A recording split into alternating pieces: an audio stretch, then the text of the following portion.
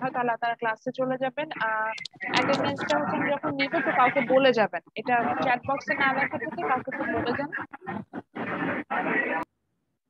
Chat বক্সে না লেখা থেকে কাউকে একটু বলে যাবেন you have exam ma'am. Other things আমাকে একটু বলে শেষ করতে দেন। তারপরে হচ্ছে গিয়ে আমি অ্যাটেন্ডেন্সটা কনসিডার করে দেবো আজকের জন্য শুধু। আচ্ছা এখন শুরু করি। জি বলেন। Nine ma'am. মুশফিক, ম্যাম। হ্যাঁ বলেন। জি ম্যাম। আমি বলছিলাম ম্যাম, আমাদের ক্লাস রেকর্ডটা যেদিন ক্লাস শেষ হয় আর কি, সেদিন যদি কাইন্ডলি দিতে পারতেন আমাদের অনেক উপকার হতো ম্যাম। আমি আপনাদের ক্লাস রেকর্ড অন টাইমে দিয়েও দেখেছি। আমি মনে হয় বলেছিলাম যে আমার একটা সুবিধা হচ্ছে আমি না ইয়াতে দেই, ইউটিউবে দেই, আমি দেখতে পাই। আনফরচুনেটলি আপনাদের ক্লাসের তো সবচেয়ে ইয়া দেয়, কারণ আপনাদের ক্লাসে সবসময় বলে যে ম্যাডাম ক্লাস রেকর্ড দেন দেন দেন, এটা করেন। আপনাদেরটা সবার ফার্স্ট দেওয়ার চেষ্টা করি। আনফরচুনেটলি সবচেয়ে কম টাইমিং ধরে দেখা স্টুডেন্ট, মানে এই যে এইসব টাইমিং পর্যন্ত বের হয়ে আসে অ্যানালিটিক্স এ, ইটস ফ্রম দিস সেকশন। আর কিছু ম্যাম বলবো আমরা মানে তো আমি ম্যাম আমার ডাউট নাই। আমি ওটা ওটা ওটা মানে আমি নিজেই দেখতে পাচ্ছি। আমি অ্যানালিটিক্স গুলো তাদের সাথে শেয়ার করতে পারলে হতো, আমার ইমেইলে এগুলা সবগুলো এক একটা করে আমি ইয়া করে বের করতে পারি, আমি সেখান থেকে দেখছি। আচ্ছা ম্যাম সেটা আপনার কথা সমস্যা ঠিক না আছে, তার। যেমন আমি আজকে আমার যেমন বন্ধুকে আমাদের যে ডাউনলোড করে সিটি রাখি। ছিল, এর আগে তো আমাদের একটা রেকর্ড এখন পর্যন্ত বাকি আছে, মানে আমাদের লাস্ট ক্লাস যে দিন হয়েছিল ওই দিন রেকর্ডটা আমরা এখনো পাই নাই, কিন্তু আজকে আমাদের সিটি হওয়ার কথা ছিল, তো ওই রেকর্ডটা ওইটার একটু ওইটার যেটার উপরে টপিক ছিল ওইটার উপরে কি আমাদের এক্সাম ছিল? লাস্ট ক্লাস আমরা যেটার উপর স্টাডি লাস্ট করেছি ক্লাস ওটার উপরে কি এক্সাম ছিল? আপনি তো ম্যাম বলছিলেন যে গত লাস্ট ক্লাস পর্যন্ত আর কি জি। পরীক্ষার টপিক ছিল সিটির। ম্যাম আপনি বলছেন লাস্ট ক্লাস পর্যন্ত যতটুকু পড়াইছে ওটার উপরে। লাস্ট ক্লাস পর্যন্ত বলছে মানে চ্যাপ্টার 5 টাচ করে ফেলছিলাম। ম্যাম বলছিলেন যে যেদিনকে পরীক্ষা হবে ওর আগ পর্যন্ত, ওর আগ দিন যে পর্যন্ত ক্লাস হবে ওই পর্যন্ত হবে আমাদের সিটির আচ্ছা সিলেবাস। তাহলে তো ভালো, ঠিক আছে আজকে দিয়ে দিব। ওটা অলরেডি ইউটিউবে আপলোড করে রাখছি, আমি ক্লাস শেষে পাবলিশ করে দিব। তার মানে কিন্তু দাঁড়াইলো আপনারা কিন্তু নিজেরাই, আমি কিন্তু জানি চ্যাপ্টার 4, আপনারা নিজেরা চ্যাপ্টার 5 অ্যাড করে দিন। না ম্যাম, আপনি বলেছিলেন চ্যাপ্টার 4 এ 5 পর্যন্ত। না এখন তো না, এখন সেটা হবে না, এখন তো আমার কাছে এটাই আসে আমি বলে ম্যাম, লাস্ট আমি ছিলাম চ্যাপ্টার 4 পর্যন্তই, 5 পর্যন্ত দেওয়া হয় নাই। মানে আপনি শুরু করেছিলেন বলছেন চ্যাপ্টার 4 পর্যন্ত সিটি হবে। না। এত কনফিউশনে যাব না। আপনারা যেটা বলছেন প্রথম আমার কাছে যে ইনফরমেশন আছে আমি এটা মেনে নিচ্ছি। আমার কাছে প্রথম ইনফরমেশন আছে আমি বলছি লাস্ট পর্যন্ত যা পড়াইছি, হুইচ মিনস চ্যাপ্টার 5 এর একটা বেশ লার্জ পোর্শন টাচ করেছে, এটা পর্যন্ত আসবে। আচ্ছা এখন আর কোনো তর্কে যাব না, যা বলা বলে ফেলছেন, যা হওয়ার হয়ে গেছে। আমরা একটু ক্লাসটা স্টার্ট করি বিকজ অনেক টাইম কিল হয়ে যাচ্ছে। আচ্ছা লাস্ট ক্লাসে আমরা কি স্টার্ট করলাম? লাস্ট ক্লাসে আমরা পড়লাম হচ্ছে কি ইটস অ্যাবাউট, আমরা চ্যাপ্টার 5 ধরেছিলাম আমাদের যে আমি জাস্ট বইটা একটু ওপেন করছি। Wait. আমরা হচ্ছে চ্যাপ্টার 5 স্টার্ট করেছিলাম which is about unemployment and inflation. আমরা আনএমপ্লয়মেন্ট পোর্শনটার সম্পূর্ণ পোর্শনই শেষ করে ফেলেছি অ্যাকচুয়ালি। আমরা আজকে চলে যাব হচ্ছে কি এটা ম্যাথস পোর্শনটাতে, যেখানে হচ্ছে কি আমরা ম্যাথমেটিক্যাল যে ইমপ্লিমেন্টেশন গুলো আছে সেগুলো হচ্ছে কি আমরা এখানে দেখবো। অর্থাৎ আমি যেটাকে বলতে চাচ্ছিলাম যে দেখা যাবে যে ইন সাম কেসেস আমরা হচ্ছে গিয়ে আহ মানে কিছু ইন্ডিকেটর আছে লেবার মার্কেটে, যেখান থেকে হচ্ছে গিয়ে আমরা বের করতে পারি যে আমার লাইক আমি কি বলবো, আমি আর একটু ভালোভাবে যদি বলি আমরা বের করতে পারি যে আমরা কিভাবে হচ্ছে গিয়ে ভালো থাকতে পারি। মানে সরি ভুল বলছি, মানে আমরা লেবার মার্কেটটা যে ভালো আছে বা আনএমপ্লয়মেন্ট রেট কন্ডিশনটা যে একটা, মানে এটা তো একটা ইম্পর্টেন্ট ইকোনমিক ইন্ডিকেটর। এটা হচ্ছে গিয়ে যে আমার যে কোনো ইম্প্যাক্ট ফেলছে না, এটা যে আমরা বের করতে পারছি, এই জিনিসটা হচ্ছে গিয়ে আমরা আহ যেটাকে বলা যায় যে আমরা এখান থেকে বের করতে পারবো। আমি এটাই বলতে চাচ্ছিলাম, এটা আমরা এখান থেকে বের করতে পারবো। জি বলেন। একটু ম্যাম, আমার গত লেকচারে একটু প্রবলেম ছিল যে লস্ট হিউম্যান ক্যাপিটাল, এই অংশটা ম্যাম যদি একটু ব্যাখ্যা করতেন। আচ্ছা মানে প্রবলেম যেটা ছিল, জি ম্যাম, আনএমপ্লয়মেন্টের যে প্রবলেম ছিল। আনএমপ্লয়মেন্টের যে প্রবলেম ছিল ওখানে একটা ইয়া ছিল যে লস্ট অফ হিউম্যান ক্যাপিটাল, এটা আপনি জি। বুঝেন নাই। জি ম্যাম। তো ওইটাতে আমরা শেষ করে ফেলেছি। আচ্ছা ঠিক আছে আমি আসবো, রিপিট করবো। তো আমি একটু দেখিয়ে নিই আসলে আমরা আজকে কোন জায়গাটাতে যাব। আমাদের অলরেডি আনএমপ্লয়মেন্টে ওই যে বললাম যে রিটেন পার্টটা শেষ, আজকে আমরা জাস্ট ম্যাথমেটিক্যাল পোর্শনটাতে আসবো। যেখানে হচ্ছে কি আমার যে আহ, কিছু ম্যাথস করে অর্থাৎ কিছু ইনফরমেশন পেয়ে আমরা বুঝতে পারবো যে আমার ইকোনমিটা প্রপার ওয়েতে যাচ্ছে।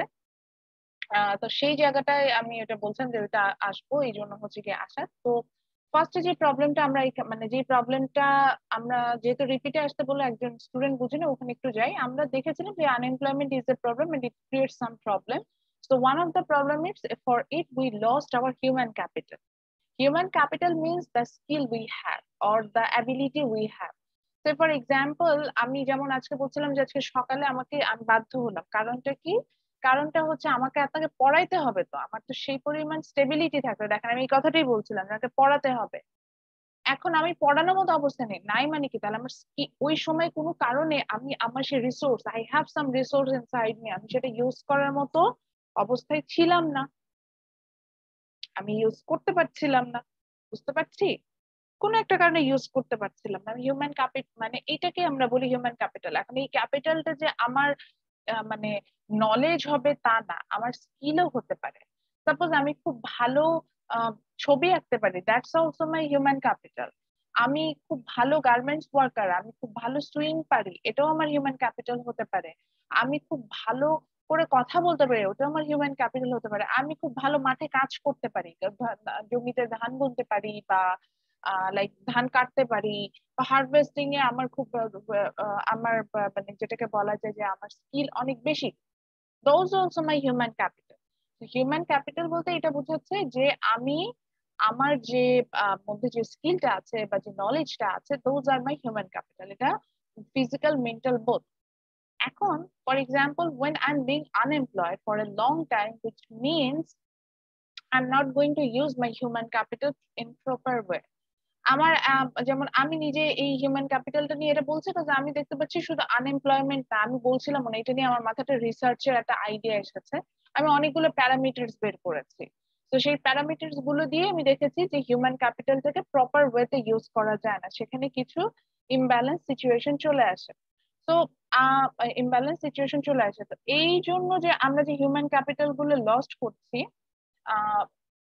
আমি সেটার কথা বলছি যে আমরা ইমব্যালেন্স সিচুয়েশনে আসছি, আমরা হিউম্যান ক্যাপিটাল গুলো লস্ট করছি। তো যেটা হলো সেটা হচ্ছে গিয়ে যে আহ, যেটা হলো যে সেটা হচ্ছে কি আমি যেটা বলতে চাচ্ছিলাম যে আমাদের যে ইয়াটাতে আসছি, মানে এটাকে বলা যায় যে আমি যখন হচ্ছে গিয়ে ইভেন ধরেন এখন সবারই কিছু না কিছু হিউম্যান ক্যাপিটাল লস্ট হচ্ছে। এটার আমি রিজনটা কি বের করেছি, আমার কাছে মনে হচ্ছে যে এই প্যান্ডেমিকের কারণে আমরা সবাই মানসিকভাবে বিপর্যস্ত। তো আমি এমপ্লয়েডই হই বা আনএমপ্লয়েডই হই, সেক্ষেত্রে দেখা যাচ্ছে যে এই মানসিক অবস্থাটার কারণে, সেটা অনেক কারণ হয়তো পরিবারের কোনো সদস্য অসুস্থ, নিজে হয়তো অসুস্থ, বা প্রিয় কেউ অসুস্থ, বন্ধু বান্ধবদের মধ্যে অসুস্থ, বা দেশের সিচুয়েশন চিন্তা করে স্ট্রেস, অনেক অনেক রিজন থাকতে পারে। এই প্রত্যেকটা রিজনের কারণে যেটা আমার মনে হচ্ছে যে আমাদের মধ্যে যেটা গ্রো করছে, সেটা হচ্ছে যে আমরা আমাদের যে প্রপার যে ইউটিলাইজেশন, আমার স্কিল বা আমার যে যেটাকে বলা যায় যে আহ, যে আমার ইনসাইডে যেটা আছে, সেটাকে যে প্রপার ইউটিলাইজেশন সেটা করতে পারছি না। এই যে যখন আমরা এই জিনিসটাকে আমরা বলছি যে লস্ট অফ হিউম্যান ক্যাপিটাল, এখানে আসলে এইভাবে বলেছে। কিন্তু এখানে শুধু আনএমপ্লয়মেন্টকে রিজন হিসেবে ধরেছে। ওরা বলছে যে একটা মানুষ যখন অনেকদিন ধরে আনএমপ্লয়েড থাকে, তখন যেটা হয় যে তার তো শুধু কাজ নাই, মানে কাজ বলতে বুঝেছি যেটার জন্য তাকে পেমেন্ট করা ছিল ওই ধরনের কাজগুলো নাই। তো সে যে ব্যাপারে স্কিল ছিল, যেমন আপনি খেয়াল, আচ্ছা শেষ করিনি, সে যে ব্যাপারে স্কিল ছিল সেই ব্যাপারে স্কিলটা আস্তে আস্তে কমতে থাকে। এবং আরো যদি আসে এটা বৃহত্তর ক্ষেত্রে, এখন তো আমরা ম্যাক্রো লেভেলে চিন্তা করছি, এভাবে যদি আমি আমি এটা এইভাবে এক্সাম্পল দিয়েছিলাম যে আমার দেশে 18 কোটি মানুষের মধ্যে যদি 2 কোটি মানুষের জব না থাকে, 18 কোটি মানুষের কাছ থেকে আমি একটা সময় সার্ভিস পাচ্ছিলাম, হিউম্যান ক্যাপিটাল পাচ্ছিলাম।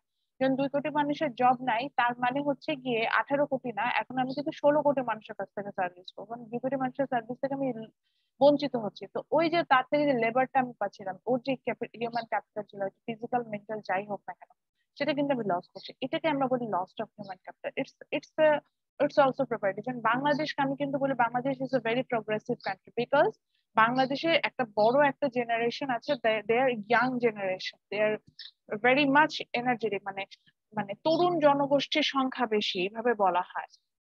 অর্থাৎ যাদের বয়স এই যে আপনাদের এই যে এইজ ওয়াইজ 16 to 65 এর মধ্যে, এবং স্পেশালি 16 to 50 মধ্যে এইজের পার্সন এখন বাংলাদেশে অনেক বেশি, যাদের কাছ থেকে আমরা অনেক বেশি প্রোডাকশন, অনেক বেশি সার্ভিস আশা করতে পারি। তো যেই দেশের এত বেশি তরুণ জনগোষ্ঠী আছে, মানে এইভাবে আমরা বলি আমাদের যাদের হিউম্যান রিসোর্স এত বেশি, সেই দেশ তো ভালো করবে, একদম সোজা হিসাব, সেই দেশ তো ভালো করবে। তো সেই দেশ ভালো করবে এই হিসেবে আমরা কিন্তু চলছি, এবং এই বাংলাদেশ সম্পর্কে এই ধরনের প্রেডিকশন নিয়ে রেখেছি যে এইভাবে বাংলাদেশ ভালো করবে।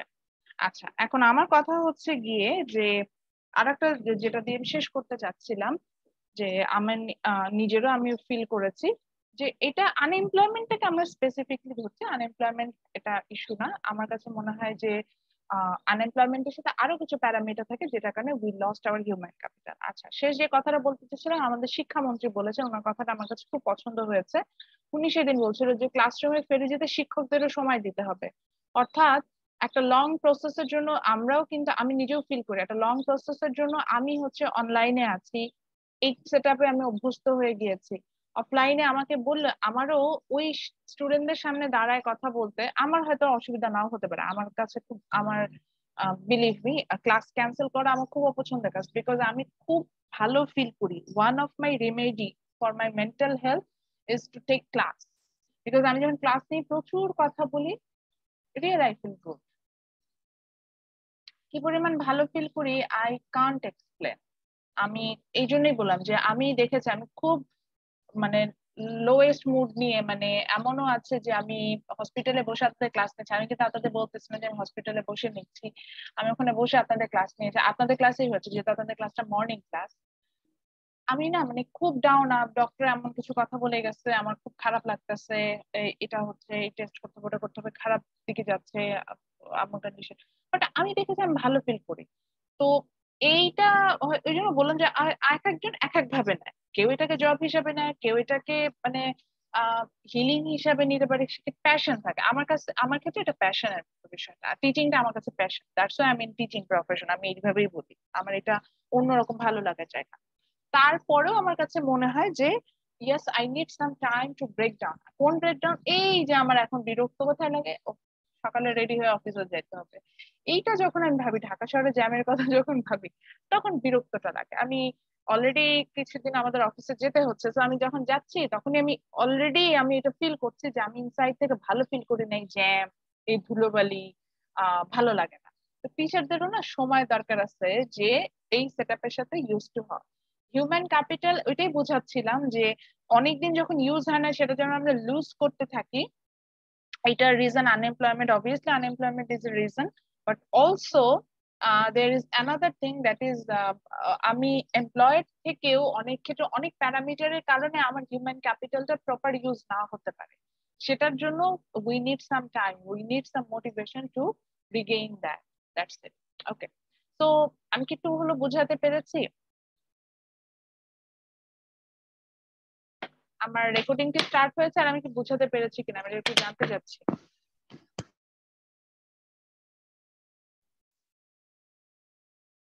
ঠিক আছে, আপনার কথা বলেন না, আমি এক থেকে কিছু বলবো না, জি ম্যাম বুঝছি। কথা না বললে কিছু আচ্ছা। করবেন না। জি ম্যাম, বুঝতে পারছি। আবার এখন আবার এই মানে আমি না মাঝে মধ্যে দেখা যায় কি বাসাও এই কথা বলে, আমি কি দেয়ালের সাথে কথা বলতেছি, মানে দেখা যায় উত্তর না দিলে আমি এটা, কারণ আমি স্টুডেন্টদের ক্ষেত্রে এরকম হচ্ছে যে মনে হচ্ছে কি আমি একটা দেয়ালের সামনে কথা বলছি, তারা কিছু বলছে, ল্যাপটপের মনিটরের দিকে তাকায় কথা বলছে, তারা কথা বলে না। আচ্ছা, তো আজকে আমরা যেটা দেখবো এটা শেষ, আমাদের অলরেডি আনএমপ্লয়মেন্ট এর রিটেন যে পার্ট গুলো ছিল, যে like the types of unemployment, why it's a problem, and then the labor market, like different types of labor market, আমরা এটা একটু নিশ্চয়ই বুঝেছি যে পপুলেশনটাকে কিভাবে আমরা ভেঙে ভেঙে দেন অ্যাকচুয়ালি এমপ্লয়েড আনএমপ্লয়েড পর্যন্ত এসেছি। এই যে ভাঙা ভাঙি সব জায়গাগুলো শেষ করে ফাইনালি আমরা যে জায়গাটাতে আসছি সেটা হচ্ছে কি একটা ম্যাথমেটিক্যাল পোর্শনে যাবো আজকে। সেটা হচ্ছে there are three indicators in labour market. অর্থাৎ লেবার মানে এই যে হিউম্যান রিসোর্স বলি, আনএমপ্লয়মেন্ট বলি, এমপ্লয়মেন্ট বলি, মানে এই যে মানুষগুলোকে নিয়ে যে আমরা কাজ করছি, এই মানুষগুলো তো একটা মার্কেটে সেল হয়। আই থিঙ্ক আমার মানে আমাদের স্কিলটা একটা মার্কেটে সেল, আই থিঙ্ক আমাদের মনে আছে that market is called market for factors of production. So এই মার্কেট ফর ফ্যাক্টর এটাকে আবার ছোট ছোট সাব মার্কেট থাকে, যেমন market of goods and service কেউ কিন্তু আমি ভাগ করতে হয়, যেমন চালের বাজার, ডালের বাজার, ভেজিটেবলের বাজার, আমি কিন্তু এভাবে বলতো ক্লোথের বাজার, এইভাবে আসতে পারি। তো ঠিক একইভাবে ওই ফ্যাক্টরস প্রোডাকশন মার্কেটে তিনটা ভাগে ভাগ করা যেত। একটা মার্কেট হবে ল্যান্ডের জন্য, একটা হবে লেবারের জন্য, একটা হবে ক্যাপিটালের জন্য। হতে পারে না? হতে পারে। তো আমরা এখানে আসলে যেটা করব যে আমরা এখানে আমাদের সেই স্পেসিফিকলি লেবার মার্কেটটাকে নিয়ে এখানে ফোকাস করব। আচ্ছা, কথা হলো গিয়ে লেবার মার্কেট কেন ফোকাস করব? কাজ হচ্ছে আমি তো কথাই বলছি আনএমপ্লয়মেন্ট নিয়ে। আনএমপ্লয়মেন্ট কি মেশিনের সাথে যায়? না ম্যাম। মানে আনএমপ্লয়মেন্ট মানে মেশিন বসে আছে, শাটডাউন করে রাখা আছে। এই যে করোনাতে কিন্তু মেশিনও শাটডাউন। মানুষ যেমন কাজ পাচ্ছে না, মেশিনদেরও তো কাজ নেই। মানুষ কাজ করতেছে না তার মানে তো হচ্ছে গিয়ে মেশিনেরও কাজ নেই। কিন্তু মেশিন তো আসলে আমার মানে কি বলবো লেবারের মধ্যে পড়ে না, ওটা ক্যাপিটালের মধ্যে পড়ে। আমি হয়তো বলতে পারি যে আমার দেশে যে রিসোর্স আছে ক্যাপিটাল থেকে আমরা রিসোর্স করে থাকি, সেটা ইউজ হচ্ছে না। তো ওটা লেবার মার্কেটের মধ্যে পড়ছে। আচ্ছা, তো যেটা বলতে চাচ্ছিলাম আহ যেটা বলতে চাচ্ছিলাম সেটা হচ্ছে গিয়ে যে সরি, আচ্ছা যেটা বলতে চাচ্ছিলাম সেটা হচ্ছে গিয়ে যে আমাদের যে বিয়াটা আছে মানে যে আমরা যে স্কিলটা সেল করছি এটাকে আমরা বলি লেবার, এবং এটা যে মার্কেটে সেল হয় ওই যে obviously market of factors of production, more specifically this kind of market is called labour market. So it there are three indicators from which we can find out is that labor market is going well or not, or when there is unemployment problem actually we're more focusing on the labor market. So from there we find out is there any uh, what can I say, is there any a good sign or bad sign, আমরা সেটাতে যাওয়ার চেষ্টা করি। এটাই হচ্ছে কথা। আচ্ছা, আরো যদি মনে হতে থাকে আরেকটু মোর স্পেসিফিক ওয়েতে আসি। আমি মাস্টার্সে আমি একটা কোর্স করে আসি, এটা আমার one of my favourite course, that is labour economics. ওটা কিন্তু ফুল এই labour market related. Labour economics, labour demand, labour supply, wage rate. এই যে আপনাদের সে একদিন পড়াতে যে বলতেন নমিনাল ওয়েজ, তারপর রিয়েল ওয়েজ, এগুলো নিয়ে কত প্যারামিটার আছে। লেবার লেজার একটা থিওরি আছে। আমি কতটুকু লেবার ইউজ করবো, কত নামগুলো মনেই আছে এই কারণে যে আমি খুব খুব মজা করে কোর্সটা করে আসছিলাম। খুবই মজা করে, মানে কিছু কোর্স থাকে না যে আমরা খুব মজা করে পড়ি। আমি এখন আসলে পড়াটাকে এইভাবেই নেই। পড়াতো না মানে শেখাটাকে এইভাবে নেই। যে মানে যখনই কিছু নতুন কিছু শিখতে যাই আমি এইভাবে চিন্তা করি না আহ যে আমি হচ্ছে গিয়ে নতুন একটা কিছু শিখতে হবে, আমাকে শিখতে হবে, এভাবে প্রেশারাইজ করি না নিজেকে। আপনি এভাবে নিয়েন, দেখবেন যে আপনার পড়াটা ভালো। আমি চিন্তা করি কি মানে মজা করে নেই, মানে আমি যে নতুন একটা কিছু জানতে পারবো, শিখতে পারলে পারলাম, না পারলে নাই। আপনি এভাবে নেওয়া শুরু করেন, পড়াটাকে এনজয় করা শুরু করেন, দেখবেন আপনার সবকিছু মনে থাকবে। তো লেবার লেজার যে একটা থিওরি ছিল, নামটা শুনে আমার না এত ইন্টারেস্টিং মনে হয়েছে, এবং আসলে এটা খুব ইন্টারেস্টিং থিওরি যে ওখান থেকে আসলে আমরা ফাইন্ড আউট করি এটা ওয়েজ রেটের সাথেও রিলেশন আছে। আমি কোনটাকে ইম্পর্টেন্স দিচ্ছি সেটার উপর, যে আমি লেবারের দিকে বেশি ফোকাস করবো না লেজারের, মানে আমার টাইম তো ফিক্স 24 আওয়ার্স। হ্যাঁ, 24/7 আমার এই উইকলি, ওরা উইকলি হিসাব করে। মানে ইউরোপে বলেন বা ইউকে, ওদের তো ওই ওয়াইজ থিওরি তো আর বাংলাদেশে কোনো ইকোনমিক্স দেয়নি, এই জন্য বলছি। তো যেই আমেরিকান ইকোনমিস্ট এর থিওরিটা দিয়েছেন উনি তো আসলে ওনার দেশের বেসিস, এবং ওরা আসলে উইকলি ওদের আওয়ারটা মেজার করে। তো ওই উইকলি আওয়ার মেজারমেন্টে উনি দেখিয়েছেন যে উইকলি আমি কত আওয়ার কাজ করতে চাই, কত আওয়ার পার্টি করতে চাই, কত আওয়ার আমি ঘুমাতে চাই। এটার একটা বিষয় আছে কিন্তু, এবং এই ডিসিশন এবং এই ওয়াইজ আমি স্যালারিও কেমন পাবো সেটাও একটা বিষয় আছে। তো এগুলো অনেক কিছু, ওগুলো ডিসিশন নিয়ে তারপর আমি কতটুকু লেবার দেবো, কতটুকু লেজার দেবো, এটার উপর একটা বেস করে একটা থিওরি আছে। তো এই যেগুলো পড়ছে মনে আছে। তো এটাই বললাম যে এটাও ইকোনমিক্স এর একটা শাখা, এবং এইখানে এই যে আমরা জাস্ট ফোকাস করি আমাদের যে হিউম্যান ক্যাপিটালটাকে নিয়ে। ওকে, সো আমরা চলে আসি। তো এটার প্রথম যে ইন্ডিকেটর আছে, তিনটা ইন্ডিকেটর সম্পর্কে একটু জানাচ্ছি। তিনটা ইন্ডিকেটর পাবো। ওয়ান ইজ আনএমপ্লয়মেন্ট, এটা তো বুঝতেই পারছি। We are going to find out how many people they are unemployed, that means they are not getting full time job. Then we will find out employment to population ratio, that from here we will find out how many people from the population will actually getting the job. Okay. So then the third point is labor force participation rate. My willingness to be in the labor force. That's it. From the working age population, my willingness to be in the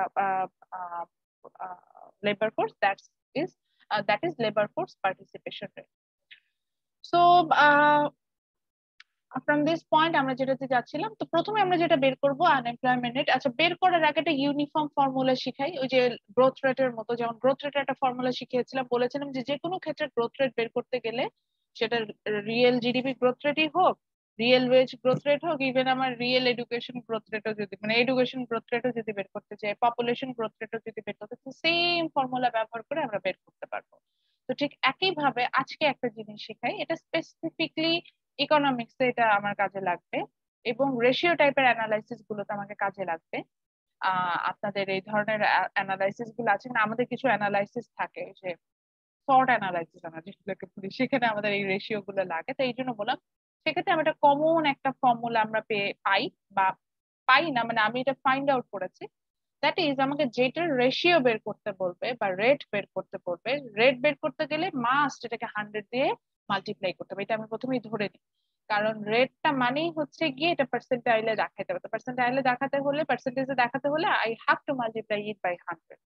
আচ্ছা, তো যেটারই rate বের করতে বলুক না কেন, যেই টার্মটার rate বের করতে হবে, সেই টার্মটাকে আমি নিউমেরিটরে দিব, অর্থাৎ অর্থাৎ ওই যে উপরের পোর্শন, ডিভাইডেশনের উপরের পোর্শনে, অর্থাৎ লবে আমি ওইটাকে নিব, নিউমেরিটর হিসেবে তাকে নিব। আর ডিনোমিনেটর হিসেবে I will take the total term, অর্থাৎ ওই টার্মটা রিলেটেড টোটাল টার্ম যেটা, সেটাকে নিব। এইটুকু জাস্ট মাথায় সেট করেন, দেখুন আপনার জন্য সবগুলো ফর্মুলা ইজি হবে। ফর এক্সাম্পল, আবার অর্থাৎ আমি কি বললাম, যে যেই টার্মটাকে রেট বের করতে বলুক না কেন, ওইটা রিলেটেড টার্মকে আমি হচ্ছে টোটাল টার্মে ডিভাইডেড করবো, এইভাবে আমরা রেটটা বের করবো। So say for example, I'm trying to find out the unemployment rate. তো এখানে রিলেটেড টার্মটা কি, অবভিয়াসলি আনএমপ্লয়মেন্ট। তো দেখেন ফর্মুলাটা এরকম হলো, number of people unemployed. Yes, দেখেন রিলেটেড টার্ম হচ্ছে number of people unemployed, it's divided by, আচ্ছা আনএমপ্লয়মেন্টটা দেখেন তো কোথা থেকে আসছে, আনএমপ্লয়মেন্টে কি আমার টোটাল পপুলেশন থেকে আসছিল? না, আনএমপ্লয়মেন্টে কিন্তু সরাসরি রিলেটেড ছিল হচ্ছে, এটা টোটাল টার্মটা ছিল লেবার ফোর্স। আমি লেবার ফোর্সেই নাই, আমি তো আনএমপ্লয়েড হইতেই পারি, কথাটা বুঝতে পারছি? তো এটা রিলেটেড টোটাল টার্মটা হচ্ছে লেবার ফোর্স। তো আনএমপ্লয়মেন্ট এখানে, এই জন্য আনএমপ্লয়মেন্ট রেটকে আমরা এইভাবে বের করলাম, the number of people unemployed is divided by labour force, and then এটা যেহেতু রেট, আমরা রেটটা বের করতে চাচ্ছি, then the total thing is multiply by 100। আচ্ছা, একদম এক্সাম্পল হিসেবে বলছি, আমি এখান থেকে অনেক সময় বেরও করতে চাই, আমি এখানে যদি এমপ্লয়মেন্ট রেটটা বের করতে চাই, তাহলে আমি কি করতাম? Again the related term is employment, so আমি এখানে নিউমেরিটর নিতে হচ্ছে নাম্বার অফ পিপল এমপ্লয়েড, দেন এটাকে কি দিয়ে ডিভাইডেড করতাম? অবভিয়াসলি এটাকে ডিভাইডেড করতাম হচ্ছে গিয়ে নাম্বার অফ পিপল এমপ্লয়েড। তাহলে এটা কোনটা টোটাল টার্ম আছে, কোনটা থেকে আমার এটাকে আমি পেলাম? এটাকে পেলাম হচ্ছে গিয়ে লেবার ফোর্স থেকে, লেবার ফোর্স। তখন আমি এটাকে আবার লেবার ফোর্স দিয়ে ডিভাইডেড করব, এবং দেন যেহেতু আমার রেট, আমি আবার বলছি যে রেটটা বের করতে হলে আমাকে এটা পার্সেন্টেজ নিতে হবে, so we are going to multiply it by 100। তো ফর্মুলাটা লিখে রাখি, আমরা আজকে ম্যাথ করবো, যেহেতু আমি হাতে কলমে ম্যাথ করবো বাই দ্য ওয়ে, এই জন্য বললাম যে একটু ফর্মুলাটা লিখে রাখি, ইজি হবে, বইয়েও আছে। তারপর আপনি চাইলে লিখে ফেলতে পারেন, আপনার জন্য লিখলে কোনো মানে শেখার কোনো শেষ নাই, তো এটা যদি আপনি লেখেন আপনার কোনো ক্ষতি হবে না, এটাই শিখবেন। আচ্ছা, সো এই ফর্মুলাটা আমরা লিখে ফেলতে পারি, তো আমাদের জন্য ইজি হবে। আমি একটু হাইলাইট করে দিলাম আপনাদের জন্য ইজি হওয়ার জন্য, তাই ফর্মুলা লিখতে পারি। এখন একটু বলে নিই, সেটা হচ্ছে, আচ্ছা লেবার ফোর্স যেটা আমরা দেখে আসলাম, লেবার ফোর্সটা আমরা কি দেখছিলাম, যে লেবার ফোর্স দেখছেন যে ওয়ার্কিং এজ পপুলেশনটাকে আমরা দুটা ভাগে ভাগ করেছি, একটা হচ্ছে লেবার ফোর্স আর একটা হচ্ছে নট ইন লেবার ফোর্স। মানে আমার ওয়ার্কিং এজে আছি, but if I have willingness then I'm in labor force, if I don't have the willingness to sell my labor then I'm not in the labor force। তো এখানে আমার ক্যালকুলেশনই আসবে না। তো লেবার ফোর্স কে দেন আমরা দুটো ভাগে ভাগ করে, একটা হচ্ছে employed and unemployed. So for this reason, oh my god sorry, আচ্ছা ফর দিস রিজন আমরা যখন লেবার ফোর্সটা ক্যালকুলেশন করছি, এখানে আমরা দেখতে পাবো যে লেবার ফোর্সটা কিন্তু it's equal the number of people employed plus the number of people unemployed, এই দুটাকে অ্যাডজাস্ট করে যোগ করে আমরা কিন্তু লেবার ফোর্স পাচ্ছি। দেখেন নিচে নিচে একটা ফর্মুলা দেওয়া আছে, এটা একটু কাজে লাগবে। এটাও একটা ফর্মুলা, এটা ফর্মুলা না, এটা জাস্ট কমন সেন্স। তারপরে একটু বলে নিলাম যে ইটস এ ফর্মুলা, তো এটা যদি আপনাদের মনে থাকে। তো এইটা এরপরে যে ইয়াটা আমাদের ইন্ডিকেটর গুলো আছে, আমরা একবারে একটা ম্যাথস করব, আমি একবারে দিব, এই জন্য হচ্ছে গিয়ে সবগুলো ইন্ডিকেটর শেষ করে তারপর ম্যাথসে যাচ্ছি। এরপরে যে ইন্ডিকেটরটা আছে সেটা হচ্ছে employment to population ratio. Employment to population ratio, যে একই কথা বললাম, নাম থেকেই বোঝা যায় economics. Employment to population ratio means Actually, the number of people who are um, who have job from the population, more specifically the number of people who have job. এখন পপুলেশনে তো সবাই জব পাবে না, পপুলেশনে জব পাবে কারা? Obviously from the working age population, তাই না? কারণ আমি যদি শিশু হই, আমি সে জব পাওয়ার মানে আমার তো অ্যাবিলিটি নেই কাজ করার, জবটা কোথা থেকে পাবো? একটা 5 বছরের বাচ্চাকে কি আপনি ব্যাংকার হিসেবে চিন্তা করতে পারেন, না আপনার টিচার হিসেবে চিন্তা করতে পারেন? বুঝতে পারছি বিষয়টা? বা একজন জি ম্যাম। 75 বছর বয়স্ক মানুষকে কি আপনি ব্যাংকার হিসেবে চিন্তা করতে পারেন, না আপনি আপনার ওই এটাকে কি বলে কি বলা যায়, যে আপনার টিচার হিসেবে আমি অনেকের ক্ষেত্রে চিন্তা করতে, যেহেতু আমার আমি জিনিসটা বুঝি তো এই জন্য বলছি। স্যার তখন তো ফিজিক্যাল কন্ডিশন আমার ঠিক নাই। লাইক ফর এক্সাম্পল, আমি to be honest, my mom's 30% brain is not working. She is in ICU for several reasons. One of the reason is this: her brain is not working. আমার brain কাজ করে, আপনি চিন্তা করেন তো আপনার brain, আমরা তো টিবিয়া, ফিবুলা, রেডিয়াস, আলনা, এগুলো তো হাড়ের নাম বললাম। আমাদের ব্রেইনেরও 3টা অংশ আছে, আমার ইংলিশ নেমটা মনে পড়তেছে না। থ্যালামাস তো পিছনে থাকে। আচ্ছা, ও অগ্র মস্তিষ্ক, মধ্য মস্তিষ্ক, পশ্চাৎ মস্তিষ্ক, এইভাবে বলতো। তো আমার এই ব্রেইনের ফ্রন্টের যে অংশ আমি যেটা জানি সেটা বেসিক্যালি আমাদের কাজ করে আপনার মানে এই যে নলেজ, স্কিল, এগুলো। আর আমাদের ইমোশনস এন্ড আদার্স, এটা হচ্ছে মোটর, মানে আমাদের যে ব্রেইনের মাধ্যমে আসে, এগুলো পশ্চাৎ মস্তিষ্ক থেকে, ওখান থেকে হচ্ছে গিয়ে যে আমাদের যে ব্রেইন গুলো আছে সেখান থেকে আমরা পাই। তো কথা হচ্ছে গিয়ে আমার কোনো একটা পোর্শন যদি, মানে যে কোনো মানুষেরই ব্রেইনের কোনো একটা পোর্শন যদি কাজ না করে, তো সে তো স্কিলই থাকবে না। আমার মা খুবই স্কিল পার্সন মিনস হচ্ছে আমি হতে পারি মাস্টার্স, আমি হতে পারি ভালো CGPA holder person, but the the presentation skill my mom had actually বলা উচিত, আল্লাহ তাকে আবার সেটা দিক, বা যদি মনে করেন দেওয়া উচিত তাহলে দিক। আমার মার যে পরিমাণ স্কিল ছিল, আমার মা যে পরিমাণ অ্যাক্টিভ ছিল, ইভেন আফটার 50s আমি তাকে যে পরিমাণ দৌড়ায় কাজ করতে দেখেছি, আমার তো মনে, মানে আমি এই কথাটা সবসময় বলি যে আমি নিজেই ফিল করি যে আমি আমি কি পারবো আম্মুর এই যে যে এরকম ভাবে দৌড়ায় ঝাঁপায় কাজ করতে। আমার এরকম লাগে, বিশ্বাস করবেন, আমি এরকম করে ফিল করি যে আম্মুর এই যে কি আমি এরকম দৌড়ায় ঝাঁপায় কাজ করতে পারবো, আমার কাছে এরকম লাগে। কেন এরকম লাগে আমি জানি না, বাট মানে আম্মু খুব মানে দৌড়ঝাঁপ করে কাজ করতো, এরকম ছিল। তো আমি নিজেই ফিল করি, তো এটাই বললাম, সেই মানুষ কিন্তু এখন কেপাবল না, সে মানুষ এখন অনেক কিছু করতে কেপাবল না। তা আমি কি বলবো, তাহলে কি আমি বলবো যে আমার মা আনস্কিল ছিল? তো এই যে হিউম্যান ব্রেইন একটা বিষয় থাকে, তো আমার উইলিংনেস, সো আমরা কিন্তু বলতে পারবো না যে পপুলেশনের সবাই কাজ করবে, পপুলেশনে কিছু পোর্শন থাকবে যে কাজ করার মতো ক্ষমতায় থাকবে না, এই জন্যই ওয়ার্কিং এজ পপুলেশনটাকে আলাদা করা। তো যেটা বলছিলাম, এই ওয়ার্কিং এজ পপুলেশনের মধ্যে যত পার্সেন্ট মানুষ কাজ করছে, এটাকে আমরা বলছি এমপ্লয়মেন্ট টু পপুলেশন রেশিও। তো এগেইন এখন আপনি বলতে পারেন যে ম্যাডাম এটা তো রেশিও, এটাকেও কেন 100 দিয়ে মাল্টিপ্লাই করেছে, হুইচ মিনস আমাদের এটাকেও পার্সেন্টেজে নিয়ে গিয়েছে। আচ্ছা, এখানে আসলে রেশিও রেট এটা একই কথা হিসেবে ধরে ওরা প্রত্যেকটাকে পার্সেন্টেজে নিয়েছে।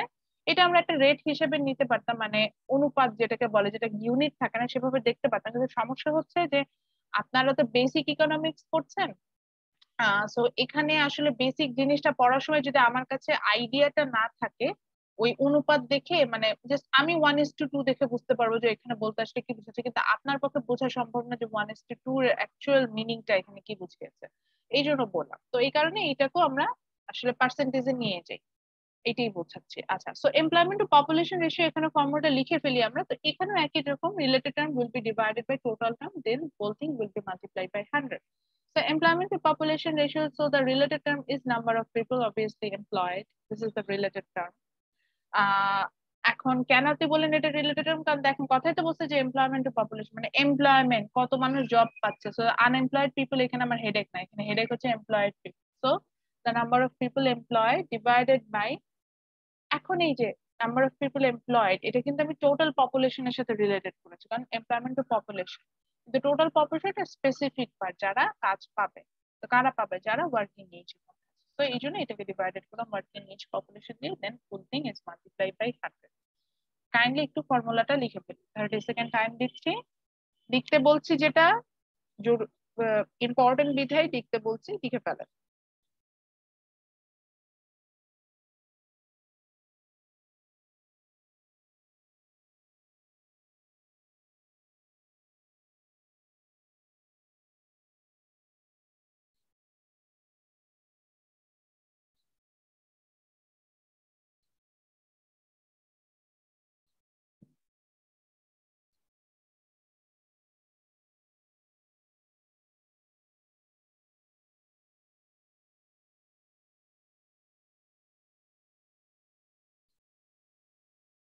আচ্ছা লিখেছি। জি So, ম্যাম। ম্যাম লিখছি। এরপরে হচ্ছে জি কি ম্যাম। আমরা যেটাতে চলে যাব সেটা হচ্ছে লেবার ফোর্স পার্টিসিপেশন রেট। তো একই জিনিস, লেবার ফোর্স পার্টিসিপেশন রেট, তাহলে এখানে রিলেটেড টার্ম হচ্ছে লেবার ফোর্স, এবং লেবার ফোর্সটা আসে ডিরেক্টলি ওয়ার্কিং এজ পপুলেশন থেকে, সেটাকে ওয়ার্কিং এজ পপুলেশন দিয়ে ডিভাইডেড করলাম, এবং দেন ফুল টার্মটাকে মাল্টিপ্লাই করলাম 100 দিয়ে। এই ফর্মুলাটা আবার লিখি।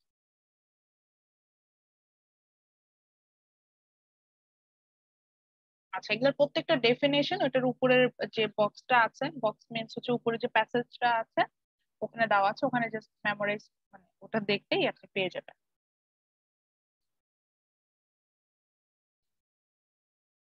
ম্যাম, হুম। ম্যাম ওয়ার্কিং এজ পপুলেশনটা একটু আবার যদি বলতেন।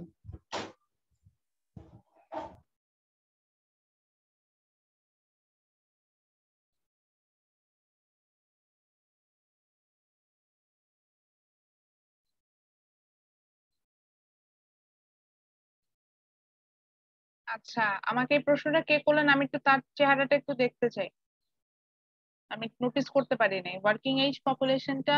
আচ্ছা, সাদি ম্যাম ওটা, জানতে চেয়েছে। ম্যাম ওটা বুঝি না, একটু আবার বোঝাই বলতেন। মানে এটা না বোঝার রিজনটাই আমি বুঝতে পারলাম না। আপনি কি লাস্ট ক্লাসে ছিলেন? ম্যাম ছিলাম ম্যাম।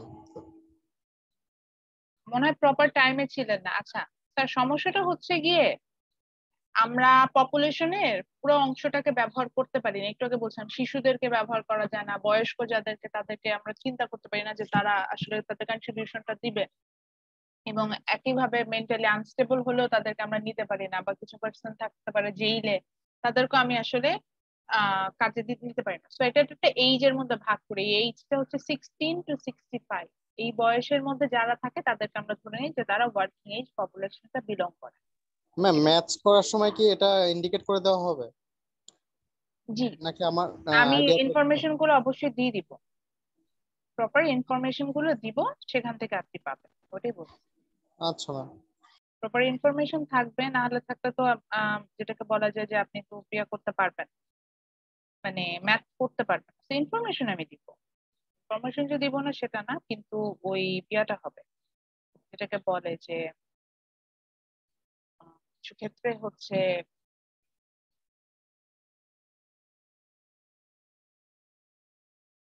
আচ্ছা এখন এত কথা না, যে এখন আসলে পরে।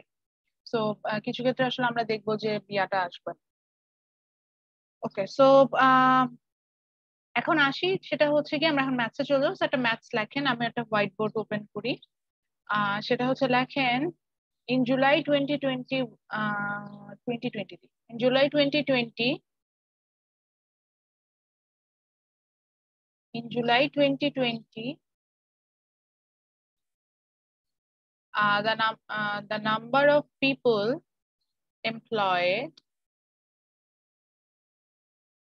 in July 2020, the number of people employed, আচ্ছা in July 2020 কমা দিয়ে লেখেন at বাংলাদেশ। হ্যাঁ, তাহলে আমরা একটু বুঝতে পারবো যে কোথায়। In July 2020 at Bangladesh, the number of people employed,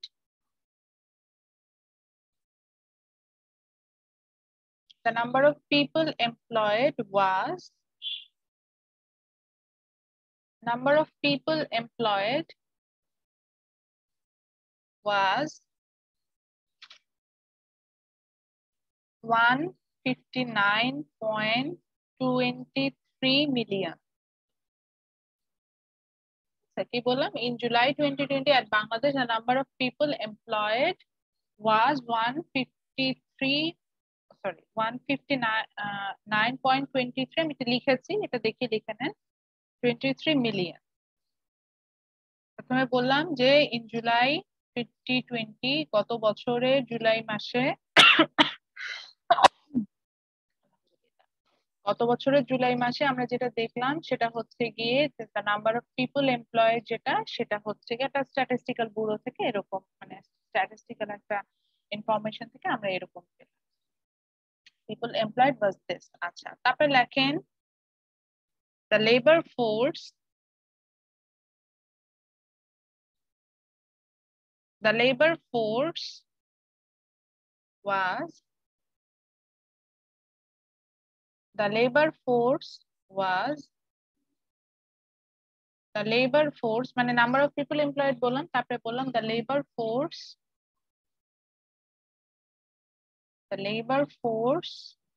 কত দিব বেশি দেই the labor বাংলাদেশের বেসিসে বলছি না আচ্ছা তাহলে লেখেন the labor force was 201.45 million the labor force was this amount এই যে মিলিয়নটা লিখলাম এইটুকু the labor force was 201.45 million working age population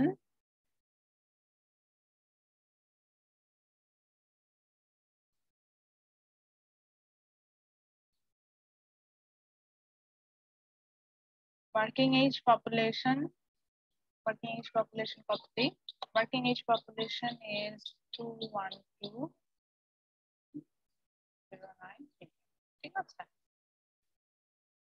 okay so আমি কি বললাম in July 2020 at Bangladesh the number of people employed was 159.23 million the labor force was 201.45 million and the working age population is 212.09 million ঠিক আছে তো এই তিনটা হিসাব আমরা দিল full stop now calculate the তিনটা indicator now calculate the unemployment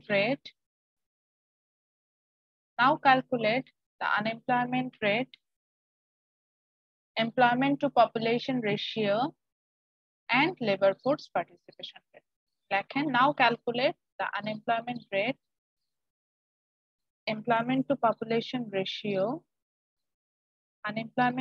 employment to population ratio and labor force participation rate now calculate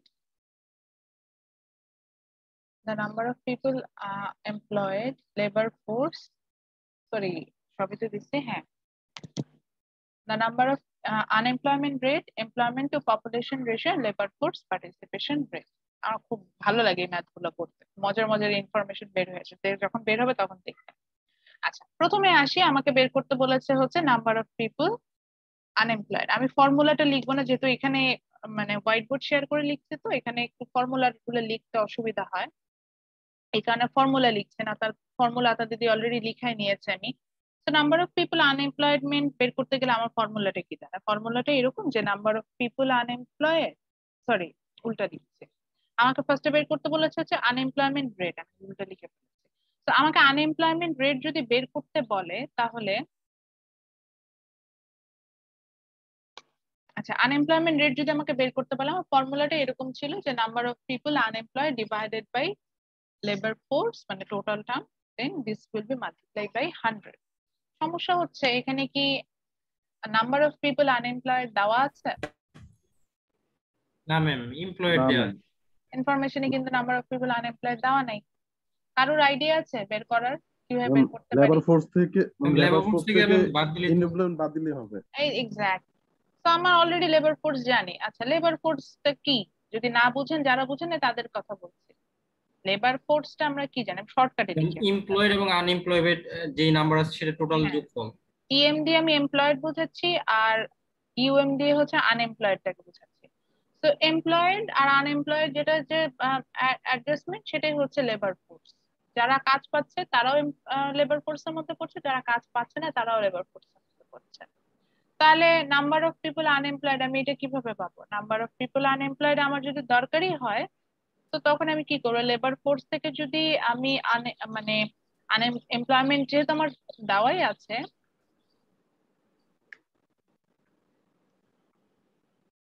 আমার নাম দেওয়াই আছে, আমি সেখান থেকে যে মাইনাস করে নিই সেটাই করতে পারবো। তো আমার অলরেডি লেবার ফোর্সের সংখ্যা কত দেওয়া আছে? 201.45 মিলিয়ন মাইনাস 159.23 মিলিয়ন। আমি এখান থেকে বের করি, মাইনাস করি।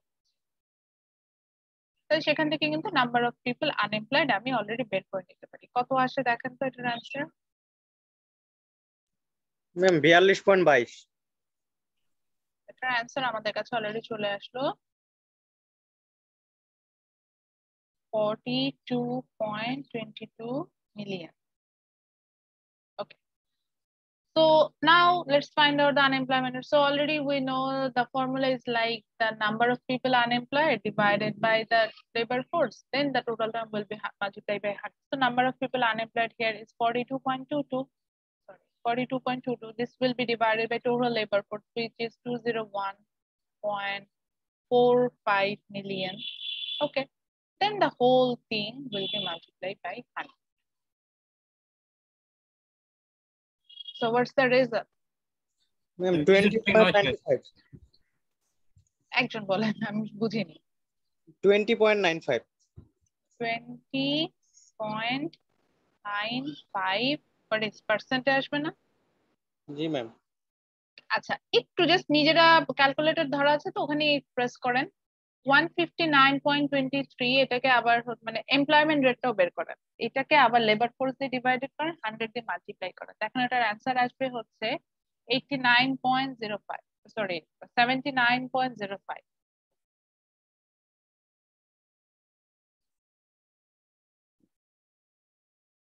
আসছে? জি ম্যাম 04 জি আছে। ম্যাম আসছে ম্যাম। 79.04। হ্যাঁ হ্যাঁ হ্যাঁ 04, সরি। তো অ্যাকচুয়ালি বিষয়টা কি, লেবার ফোর্স মানে কি, 100% আমরা হিসাব করছি। 100%-এর মধ্যে অলরেডি আমি ওই জন্য হিসাব করে বললাম 20%, 20 মানে অলমোস্ট 21% আমি পেয়ে গিয়েছি এরা আনএমপ্লয়েড। বুঝতে পারছেন? তাহলে বাকিগুলো কি? এমপ্লয়েড। হ্যাঁ, এখন আসে এটা কি গুড ইন্ডিকেটর না ব্যাড ইন্ডিকেটর? এখনই দেখেন, আগে বাকিগুলোর থেকে আগে এইটাই বের করে। একটা দেশে আনএমপ্লয়মেন্ট রেট 21%, এটা কি ভালো দিক? না ম্যাম। খুবই খারাপ দিক। ও মাই গড, 100 জনের মধ্যে 21 জনের চাকরি নাই, হ্যাজার্ড হয়ে যাবে। আমাদের দেশে কিন্তু আনএমপ্লয়মেন্ট রেট এত না। আমাদের দেশে unemployment rate most probably below 10%। এই করোনাকালীন সময়েও যতই আমরা বলি যে শিক্ষিত বেকার আছে, যত যাই বলেন কোনো না কোনো ওয়ে আউট আছে তাদের এমপ্লয়মেন্টের। আমাদের দেশে আনএমপ্লয়মেন্ট এতই না, মানে 21% চিন্তাই করতে পারছি না, ভয়ঙ্কর অবস্থা। মানে এটা 10% ক্রস মানে টু ডিজিটে গেলেই এটা একটা ভয়ঙ্কর অবস্থা হিসেবে ধরা হয়। তো বুঝতেই পারছি মানে আনএমপ্লয়মেন্ট রেটটা যত বাড়বে সেই দেশের জন্য কিন্তু ওই যে বলছি ম্যাক্রো ইকোনমি, এই যে দেখেন আপনি নিজেই বুঝতে ম্যাম পারছেন দেশটা ভালো নাই। ম্যাম জি জি স্যার। ম্যাম আমার অ্যান্সার তো মিলতেছে না, 75 আসতেছে। তাহলে কোথাও একটু ভুল করেছেন। কি নাম্বার অফ পিপল এমপ্লয়েড ওটা বের করতে যে, এমপ্লয়মেন্ট রেট বের করতে যে, জি ম্যাম এমপ্লয়মেন্ট। এমপ্লয়মেন্ট রেটটা বের করার সময় কি করবে, number of people employed K labour force দিয়ে ডিভাইডেড করবে। আপনি মেবি ওয়ার্কিং এজ পপুলেশন দিয়ে ডিভাইড করে ফেলবেন। ও আচ্ছা আচ্ছা ম্যাম, এটাই বলেছি। এটা ভুল কিন্তু করতে ম্যাম ফর্মুলায় কিন্তু ছিল। না না না না, স্লাইটলি ডিফারেন্স।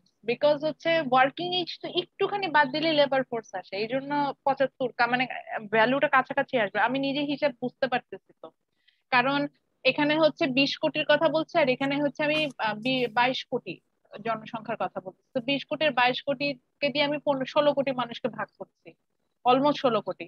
তো কি এমন ডিফারেন্সটা হবে, এই জন্য রেজাল্টটা কাছাকাছি হচ্ছে। ম্যাম 100% থেকে ম্যাম 20 বাদ দিলেই তো ম্যাম এমপ্লয়েড রেট বেড়ে যায়।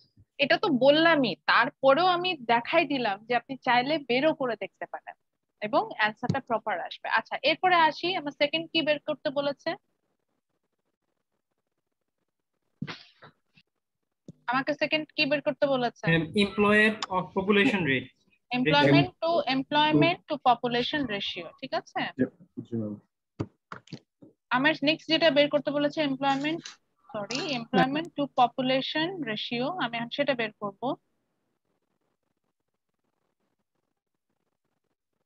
তো এমপ্লয়মেন্ট টু পপুলেশন রেশিও যখন আমি বের করছি, same thing, related term will be divided by whole term. এটুকু হলেই হতো, যেহেতু আমরা একটু কম বুঝি, আমি নিজেও কম বুঝি জান, তো আমরা এই জন্য এটাকে পার্সেন্টেজে নিয়ে যাচ্ছি।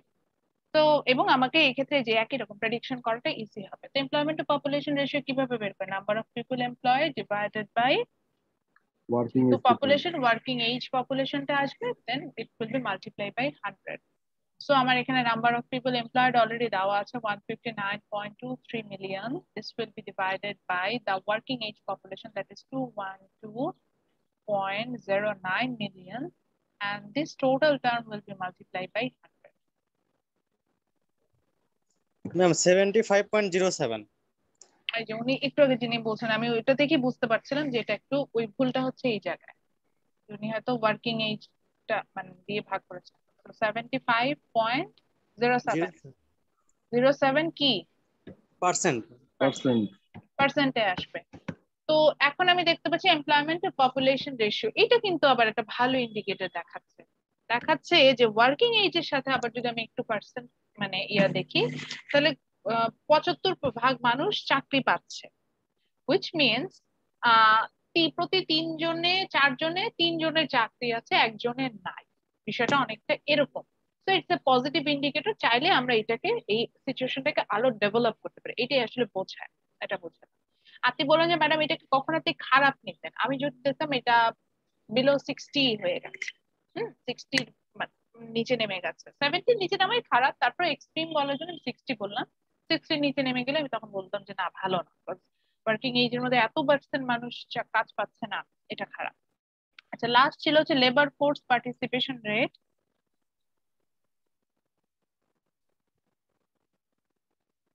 আচ্ছা, ওই যে শর্টকাটে লিখলাম লেবার ফোর্স পার্টিসিপেশন রেট, ব্যাপারটা নিলাম না। তো লেবার ফোর্স পার্টিসিপেশন কি একই জিনিস, যে আমার কত পার্সেন্ট মানুষ এই যে উইলিংনেস বের করছে যে আমি কাজ করতে চাই।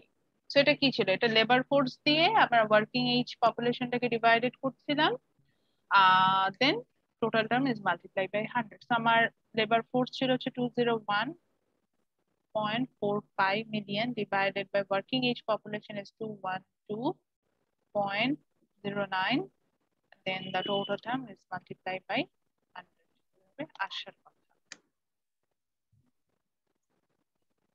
94.98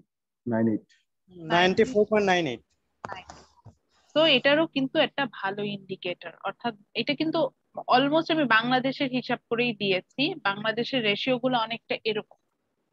আমাদের কিন্তু জাস্ট আনএমপ্লয়মেন্ট রেটটা মিলে নাই, আমাদের দেশে আনএমপ্লয়মেন্ট রেট এতটা হাই না। এটার রিজন হচ্ছে গিয়ে আমাদের লেবার ফোর্স মানে আমাদের উইলিংনেস, আমাদের কাজ করার প্রবণতা অনেক বেশি। আর তাদের বইয়েও এটার একটা ম্যাথস আছে।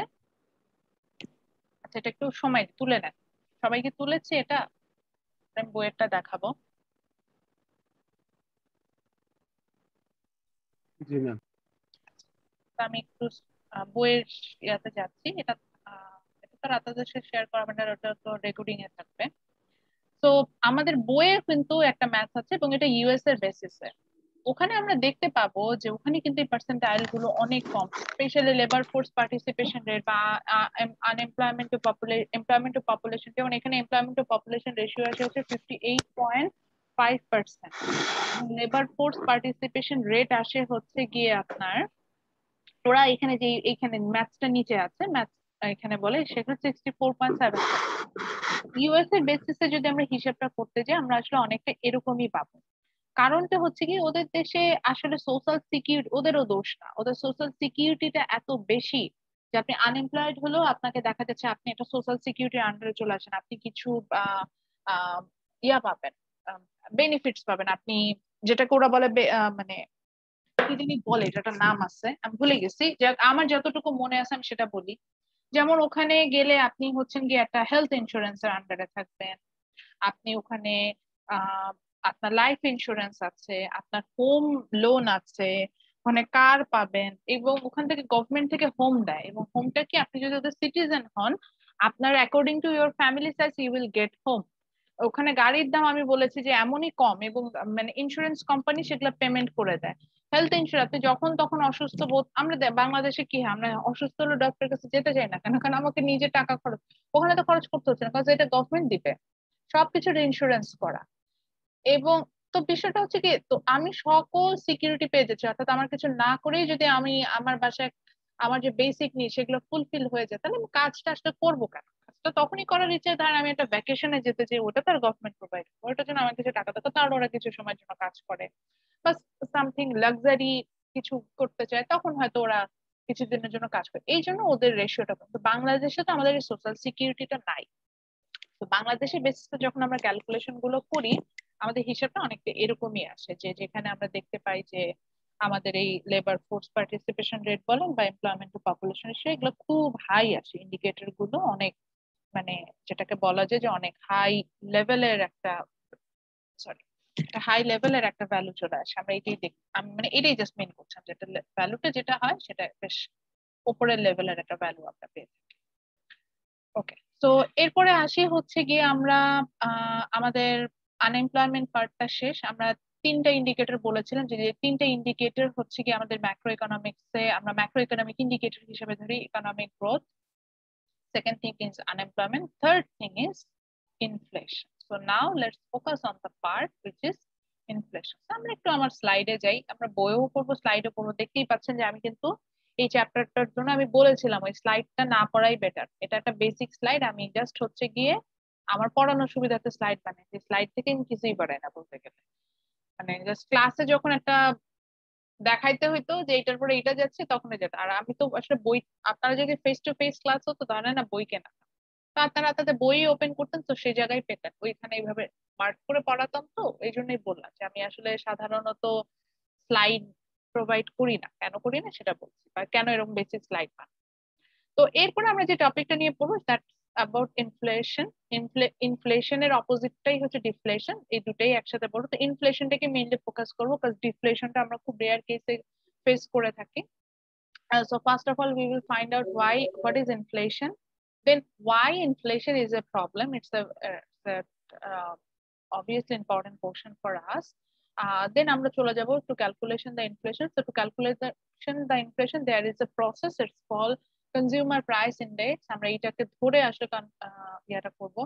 এখন হয়তো ভাবতে পারেন যেটা বাস্কেটের ছবি কেন দিয়ে রাখছি, ব্লা ব্লা ব্লা, সবই এটার অ্যান্সার আপনি পাবেন। So consumer price index, CPI আমরা এটা বের করবো। সো কনজিউমার প্রাইস ইন্ডেক্সটাকে আমরা এইভাবে মানে করবো, এবং সেখান থেকে আমরা ইনফ্লেশন রেটটাকে বের করা শিখবো। তাহলে আমরা বুঝলাম যে ইনফ্লেশনের যে কাজটা আমরা করতে যাচ্ছি সেখানেও কিন্তু আসলে আমরা খুব কম রিটেন পোর্শন করবো, আমরা এখানে বেশিরভাগই ম্যাথমেটিক্যাল পোর্শনে আসবো। আমি মনে হয় বলেছিলাম মিড টার্ম একটু অন এভারেজ স্টুডেন্টদের খারাপ হওয়ার পর বলেছিলাম যে ফাইনালে চাইলে ভালো করতে পারেন, বিকজ ফাইনালে প্রচুর ম্যাথমেটিক্যাল টার্ম আছে যেটা আপনাদের জন্য ইজিয়ার হয়। তো আমরা কিন্তু সেদিকে ম্যাম জি ম্যাম আমার একটু লিভ নিতে হচ্ছে আর কি ম্যাম, আমার একটা আঙ্কেল পার্সোনাল প্রবলেম গুলো থাকলে না একটু এটা সবার উদ্দেশ্যে, যদি কোনো কারণে লিভ নিতে হয় একটু ওইটা চ্যাট বক্সে লিখে যাবেন, শুধু আমাকে লিখে, সবাইকে জানানো দরকার নেই। ঠিক আছে নিজের মাথা নিজের ব্যথা হচ্ছে এরকম, এই জন্য বললাম দরকার নাই, যত কম জানানো যায় নিজের সমস্যা নিয়ে মানুষকে।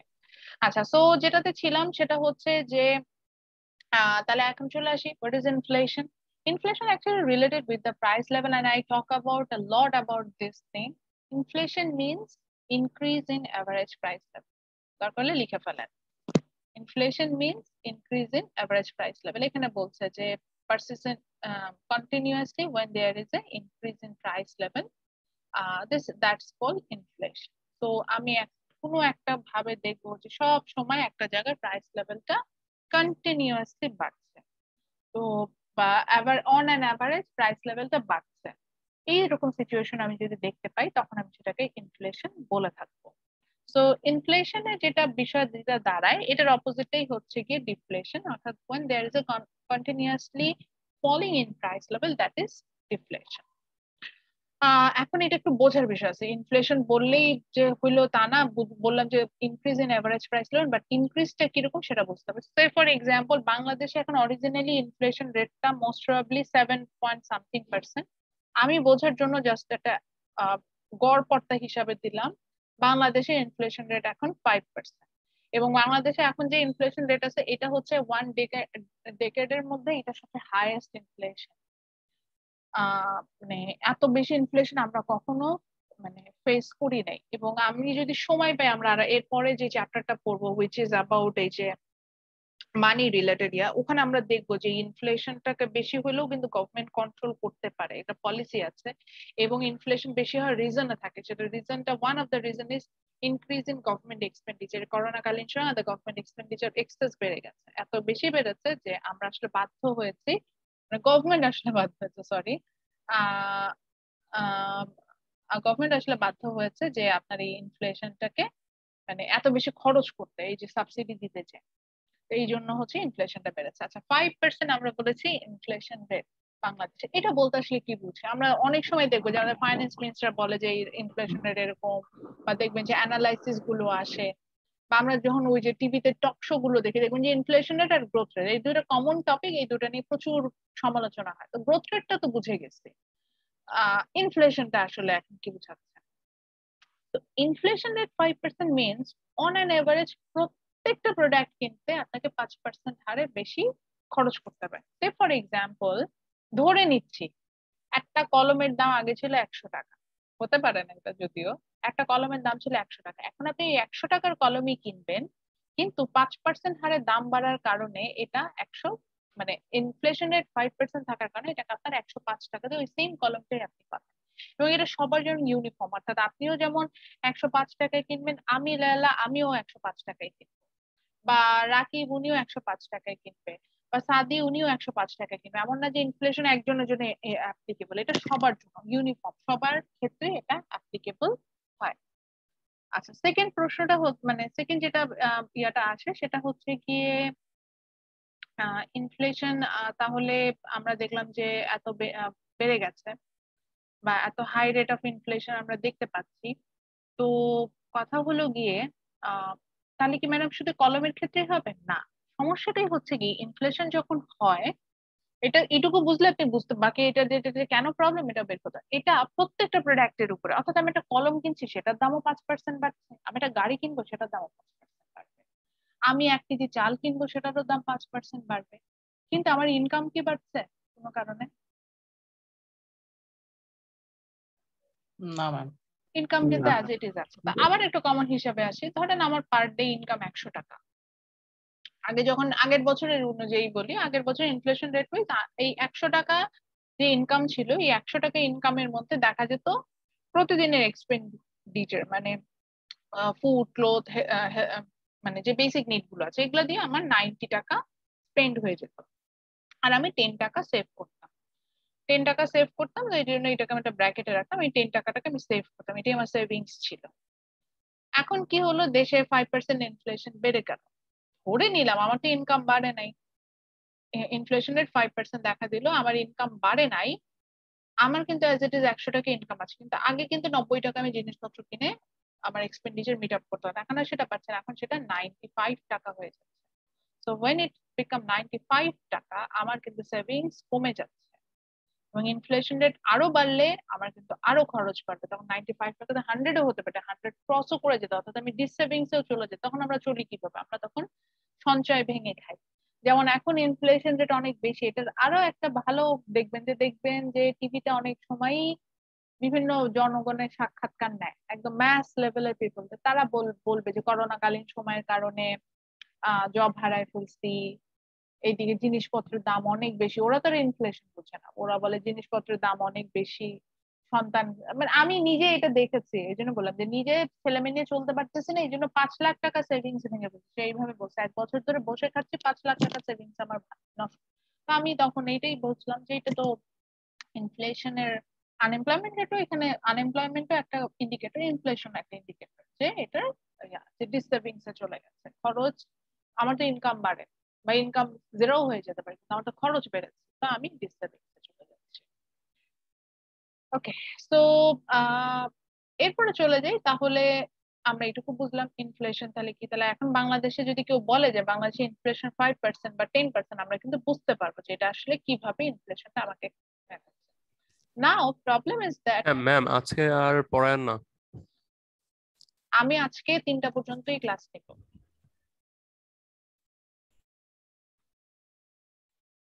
তো এখন যেটা দেখা যাচ্ছে যে ইনফ্লেশন যেটা হচ্ছে সেটা হচ্ছে গিয়ে এটা ক্রিয়েট সাম প্রবলেম। আজকে আমি খুবই অল্প জিনিস করেছি, জাস্ট একটা ম্যাথস করিয়েছি। আমার কিছু তো শেষ করতে হবে যেটার উপর বেসিস করে আমি ফাইনাল এক্সাম নেব, তাদের কোশ্চেন মেক করতে হবে। সরি, আমি জাস্ট বলে ফেলছি যে 3টা আমার পর্যন্ত। একটা প্রশ্ন ছিল ম্যাম। হ্যাঁ বলেন বলেন, অনেক শুনতে পাচ্ছি, বলেন। ইনফ্লেশন তো আমাদের ইন্ডিভিজুয়াল সবার উপরে হয়। এখন আমার কাছ থেকে যদি 5% ইনফ্লেশন কেউ নেয়, আমি তো অন্যজনের কাছ থেকে 5% ইনফ্লেশন নিচ্ছি না। আহ আচ্ছা, এটা আসলে যেটা হচ্ছে ইনফ্লেশনে, আপনার কথাটা আমি বুঝতে পেরেছি, কিন্তু সমস্যা হচ্ছে কি আপনি কি সব ক্ষেত্রে প্রডিউসার? একটু হিসাব করে দেখেন তো। যেমন আমি আমার কথাই বলি, আমাকে দিয়ে বুঝাইলে ভালো বুঝতে পারবেন। ধরেন আমি আর্ন করছি এবং ইনফ্লেশন যা আছে সেটার সাথে অ্যাডজাস্ট করে আমি হচ্ছে আহ সবকিছু আমার বেসিক নিড ফুলফিল করছি, আমি নিজেই ফিল করি যে আমার কি পরিমাণ আমি ডিসেভিংসে যাচ্ছে, এই জন্য বললাম।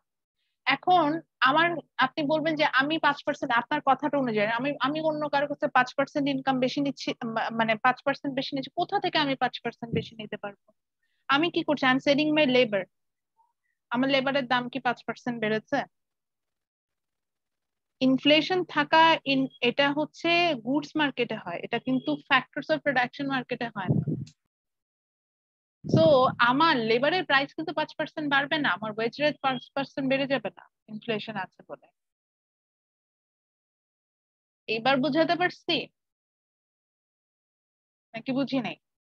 মানে ইনকামের সাথে এটা জি ম্যাম, কোনোভাবে জি রিলেটেড ম্যাম। না, এটা ইনকামের সাথে কোনোভাবে রিলেটেড না। অর্থাৎ ইনফ্লেশন সরাসরি প্রোডাকশনের সাথে রিলেটেড, মানে প্রাইস লেভেলের সাথে রিলেটেড, সেটার সাথে ইনকাম কোনোভাবেই, মানে সাপ্লাইয়ের সাথে রিলেটেড আরো আসে, সাপ্লাইয়ের সাথে কিন্তু কখনো ইনকাম জড়িত না। এখন আমার এটা ডিমান্ড হলে একটা কথা ছিল, তো আমার ইনকাম তো যা আছে অ্যাজ ইট ইজ আছে, ইনকাম কমেও যেতে পারে। আমি যে করোনার কথা এই জন্যই তো বললাম যে এই যে সে বলছে সে তো আনএমপ্লয়েড হয়ে গেছে, তো এটাও হতে পারে। তো এমন না যে বিষয়টা যে আমি হচ্ছে গিয়ে আপনার চাকরি পাবো, আহ আহ, আমি এমন না যে আমাকে চাকরি করতে হবে চাকরি পাবো, সেটা না। মানে আমার আনএমপ্লয়মেন্টে যে কোনো কারণে আমার আমার দেখা দিতে পারে, সরি, কিন্তু এটার সাথে এমন না যে আমার ইনকাম এটা রিলেটেড, মানে ইনফ্লেশনের সাথে ইনকাম কোনোভাবে রিলেটেড, ইনকাম টোটালি প্রোডাকশন প্রসেসের সাথে রিলেটেড এবং কোনোভাবে এটা আসে না। তবে আপনার কথাটা আছে, হ্যাঁ আমি টাকাটা পাবো না, এই টাকাটা যায় একজনের পকেটে যায়, আমি এটা একটু বোঝানোর চেষ্টা করবো, এটা দিয়ে আজকে শেষ করবো। ম্যাম এটার একটা ফ্লো আছে, এই জন্যই বলছি যে এতটুকু শেষ করে আমার যেতেই হবে। জি বলেন। ম্যাম এই ইনফ্লেশনটা যে হইতেছে এটা কি গভর্নমেন্টের সাবসিডারি কারণে হইতেছে এরকমের? গভর্নমেন্ট সাবসিডি হতে পারে, আমাদের এক্সেস ডিমান্ডের কারণে হতে পারে, তারপরে হচ্ছে গিয়ে গভর্নমেন্ট অনেক সময় বেশি মানি প্রিন্ট করে ফেলে, অর্থাৎ মানি সাপ্লাই বাড়ায় ফেললে হতে পারে, অনেক রিজন আছে। ম্যাম যেটা বললেন যে যে সাপ্লাইয়ের জন্য, এটা তো ম্যাম তাহলে আর্টিফিশিয়াল না? ধরেন সাপ্লাই কমে গেলে সাপ্লাই না, মানে এক্সেস ডিমান্ড, আমরা কোনো কারণে অনেক বেশি ডিমান্ড করি, আর্টিফিশিয়াল না। এই মার্কেটের সিস্টেম এটা, আমি যতটুকু ডিমান্ড করব ঠিক মার্কেটে ততটুকুই সাপ্লাই থাকবে, বেশিও হবে না কমও হবে না। কেন হবে না? ইকুইলিব্রিয়ামের কথাটা চিন্তা করো, জি ম্যাম তাহলে ইকুইলিব্রিয়াম, ম্যাম তাহলে অ্যান্সার ইকুইলিব্রিয়াম পাই। থেকে যদি বেশি চাই তখন হচ্ছে ম্যাম দামটা বেড়ে যায়, ওইটারই ইনফ্লেশন বলতেছি আমরা। হ্যাঁ, না না না না না না, এইভাবে চিন্তা করেন না।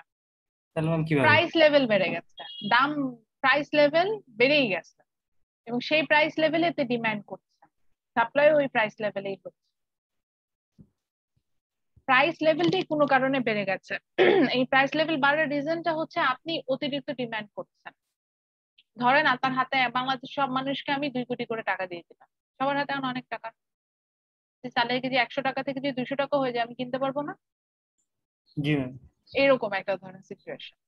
বা আর বাকি যে রিজন গুলো এগুলা না বুঝাইতে পারবো না আপনাদেরকে, মানে আপনাদের মাথার উপর দিয়ে আমি বলতে পারবো বাট আপনাদের মাথার উপর দিয়ে চলে যাবে।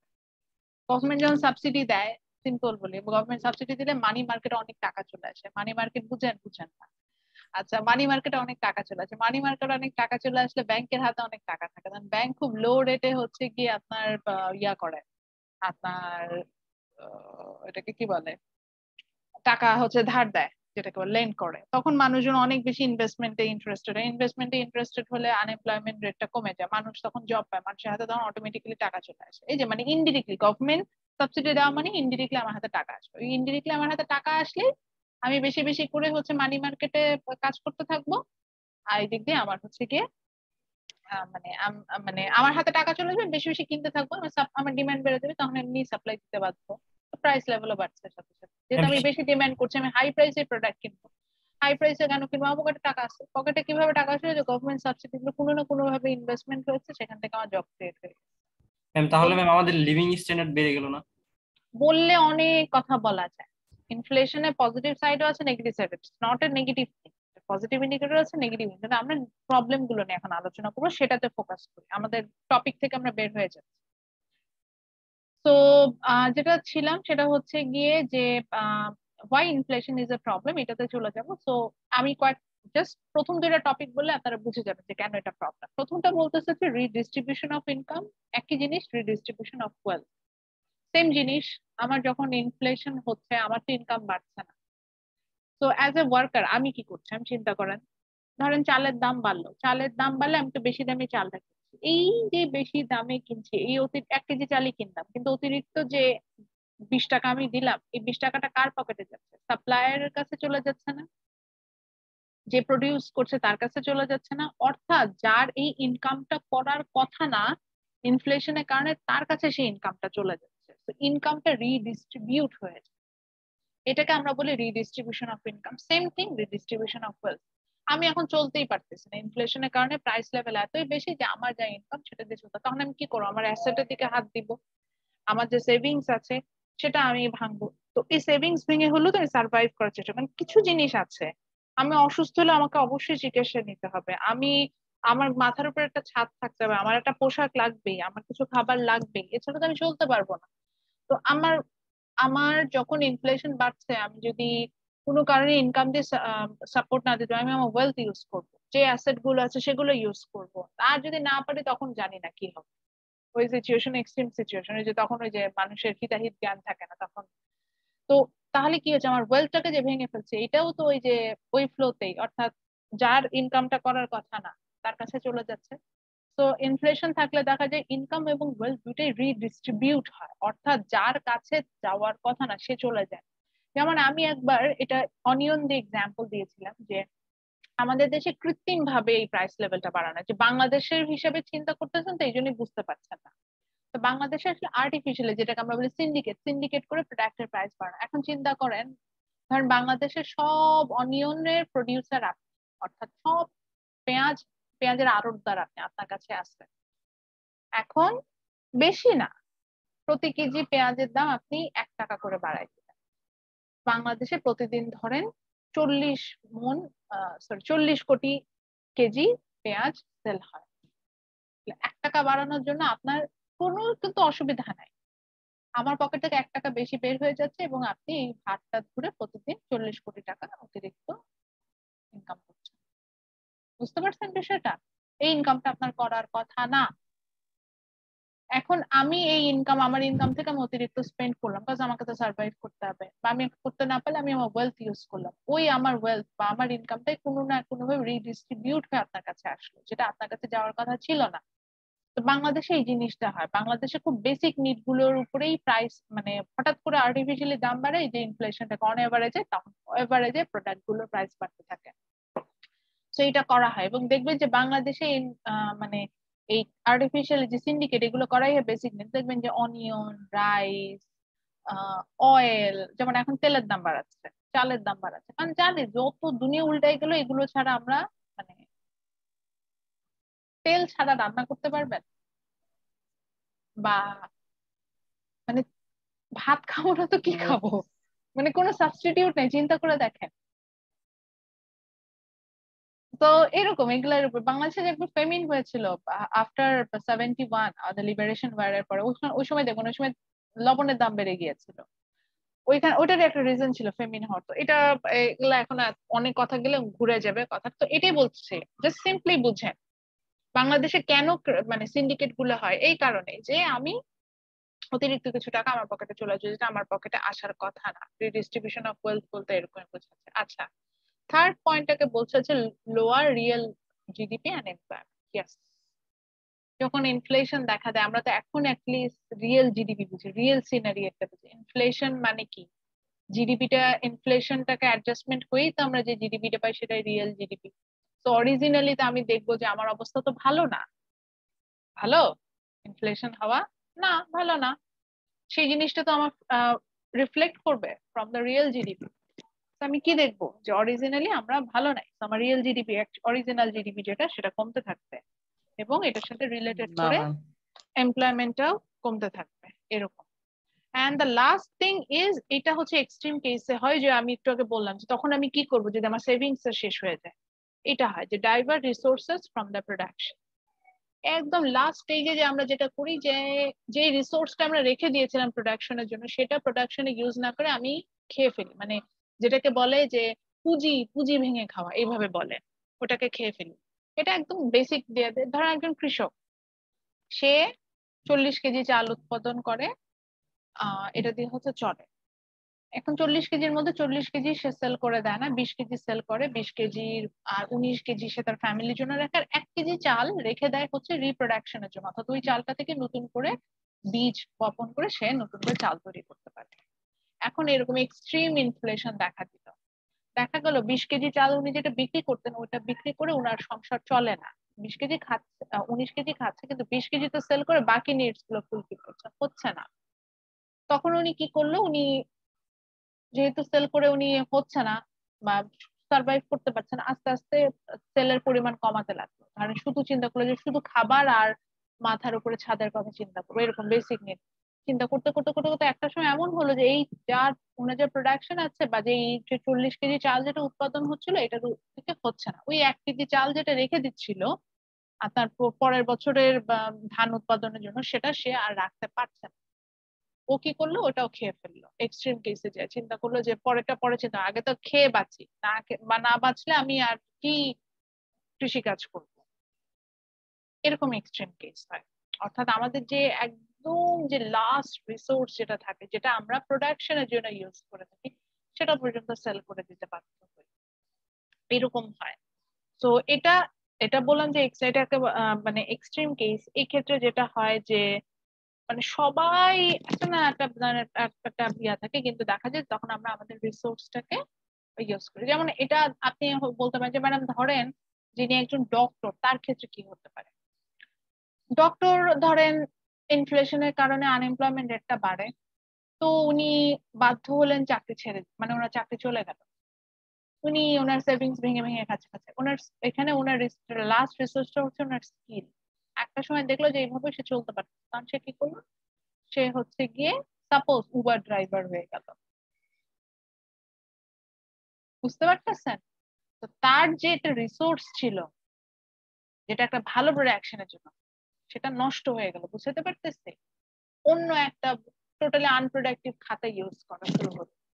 উবার ড্রাইভার না, এর থেকেও এক্সট্রিম কেস যেতে পারে, আমি জাস্ট বোঝানোর জন্য বললাম। এরকম হলো, তো এরকম তখন দেখা যায় যে আমাদের যে রিসোর্সটা থাকে যেটা প্রোডাকশনের জন্য, যেটা আমরা প্রোডাকশনের জন্য ইউজ না করে কনজাম্পশনের জন্য ইউজ করে ফেলি, এরকম কেস দেখা দেয় এক্সট্রিম ইনফ্লেশন যখন হয়, যখন আমরা একদম সার্ভাইভ করতে পারি। আচ্ছা, সো আজকে এতটুকু পর্যন্তই। আজকে যতটুকু পড়ালাম এটা হচ্ছে একটা পোর্শন যেটা একবারে শেষ করতে হয়। নেক্সট ক্লাসে হচ্ছে গিয়ে আমাদের ক্লাস টেস্ট। ক্লাস টেস্ট আমাদের তো 8:30 থেকে শুরু করবো না, আমাদের এরভাবে বলা ছিল 9টা থেকে শুরু করব। আর এর আগে হাফ এন আওয়ার আমি হচ্ছে কি যে mathematical portion, how to calculate the inflation rate, CPI নিয়ে আলোচনা করব। কিছু পোর্শন দেখিয়ে দিব, দেখিয়ে হচ্ছে গিয়ে আমরা এক্সামে চলে যাব। ঠিক আছে? আর অ্যাটেন্ডেন্সটা একটু নেই, একটু এই জন্য ওয়েট করেন। ম্যাম ম্যাম রেকর্ডটা অফ করে দিন। জি বলেন। ম্যাম সিটির বিষয়ে ম্যাম আগের যে বৃহস্পতিবার প্রথম ডেট ছিল আমাদের, ওই ডেট তো ম্যাম আমরা চেঞ্জ করিনি, আপনি ম্যাম চেঞ্জ করলেন, তো ম্যাম ওই পর্যন্ত আমাদের সিলেবাস থাকবে না? হ্যাঁ, তো ওই পর্যন্ত যদি সিলেবাস থাকে তাও তো হচ্ছে গিয়ে এমপ্লয়মেন্ট আনএমপ্লয়মেন্টের ওই যে ম্যাথস ছাড়া বাকি পোর্শন গুলো চলে আসে। আপনারাই বলছেন, আমি বলে লাস্ট ক্লাস পর্যন্ত যা পড়িয়েছি তাই পর্যন্ত নিতে চেয়েছে, তো সেই না ম্যাম, সেটাই আসে। ম্যাম লাস্ট সেটাই যেটা বলছিলেন ওইটা তো সেটাই ম্যাম দেখবো। হচ্ছে বৃহস্পতিবার হিসেব করে আমরা বলছিলাম, ওই সময় তো ম্যাম আনএমপ্লয়মেন্ট পড়ানো হয় নাই। ওটা বৃহস্পতিবার আনএমপ্লয়মেন্ট পড়ানো, বৃহস্পতিবার ক্লাসে আনএমপ্লয়মেন্ট পড়ানো হয়েছিল। আমাকে আজকে ক্লাসে বলা হয়েছে, আমি বলছি লাস্ট ক্লাস পর্যন্ত যা পড়াইছি সেটাই হচ্ছে সিটিতে আছে। না ম্যাম বৃহস্পতিবার তো আমাদের পরীক্ষার আপনি হওয়ারই এত কথা ছিল। তর্ক না যে এখন অ্যাটেন্ডেন্স দেন। মোহাম্মদ মুক্তাদির ইসলাম।